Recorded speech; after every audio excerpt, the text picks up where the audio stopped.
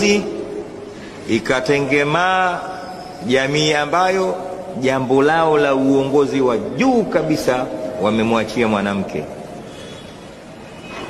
Mwanamke anaweza kuwa kiongozi, lakini juu yake awepo mtu. Katika muktadha huo, klipu hiyo nimeiona, na ni kweli ni shehe alikuwa anazungumzia swala hilo. Sasa swala hilo limekwenda sana katika mitandao ya kijamii, mpaka mimi niliona linazunguka kwenye magrupu yetu na nini. Na tunapokuwa katika mwaka wa uchaguzi wa 2025 na unapoona kitu kama hicho, lazima kidogo kilete hali ya watu kusema nini tena kinatokea hapa.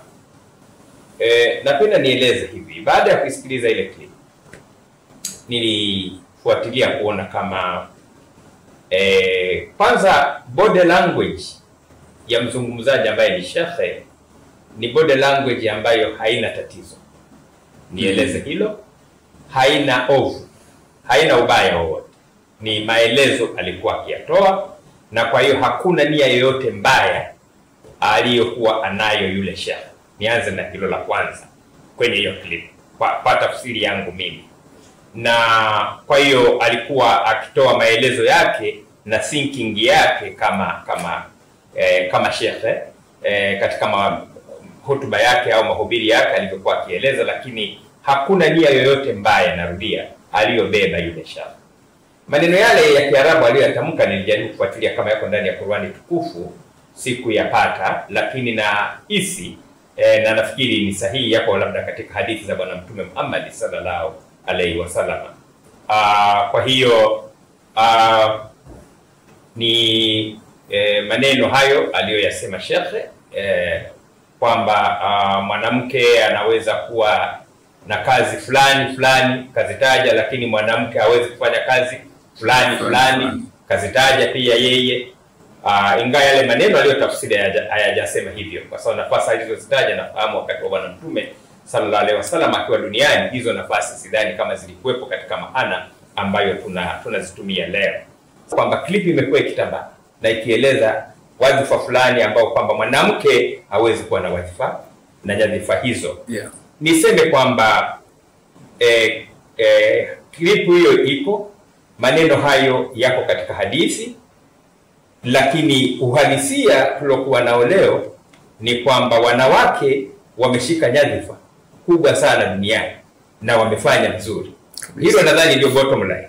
Kwa hiyo wanawake wamekuwa na nyadhifa kubwa mpaka za urais. Tumeona marais wanawake Brazil, tumeona marais wanawake Argentina, tumeona nchi nyingine zina marais na kuna waziri mkuu prime minister, lakini anakuwa na nafasi kama ya rais.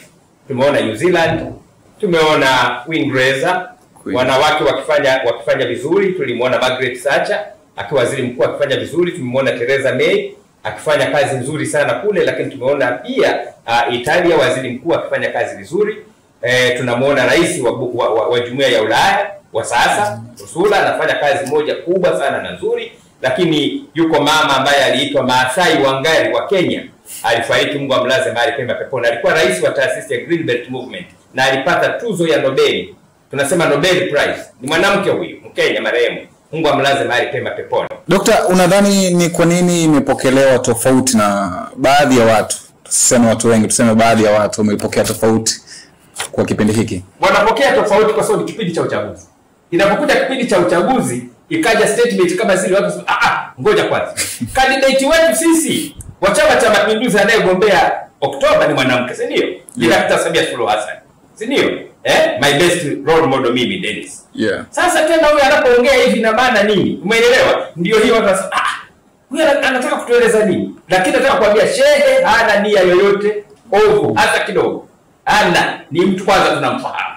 Ni mtu is an excellent guy. Au ni mtu mmoja mzuri sana. Is just an excellent guy. Hakuwa na nia yoyote ovu. Kimwangalia body language na alichokuwa tukizungumza, alikuwa anajaribu kufafanua kwa maoni yake yeye mwenyewe, au sio? Na kwa msingi huo watu wameipokea kwa mjibu wa swali lako, wanaona hii inaweza ikaja ikaleta nini?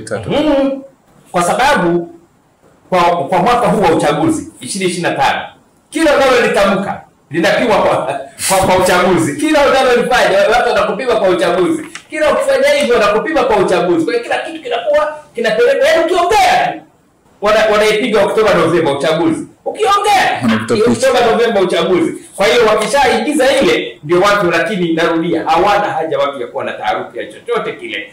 Aliongea vile, lakini kama nilivyosema, wanawake wanaweza, uwezo wanao na wameuonyesha, na mmoja ni Dr. Samia Suluhu Hassan, Rais wa Jamhuri ya Muungano wa Tanzania, na wengine ambao wameshika nyadhifa nyingi nimeeleza hapa nchini na duniani kote.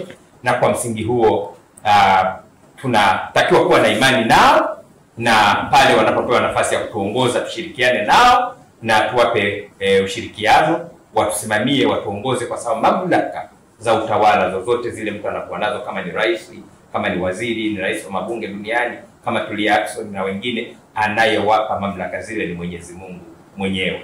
Na kwa hiyo sisi kazi yetu ni kuwaunga mkono, kushirikiana nao na kuhakikisha kwamba wanatusaidia katika kusukuma magurudumu ya maendeleo duniani, Afrika na hata nchini Tanzania, ya kisiasa, ya kijamii, ya kiuchumi na kiutamaduni.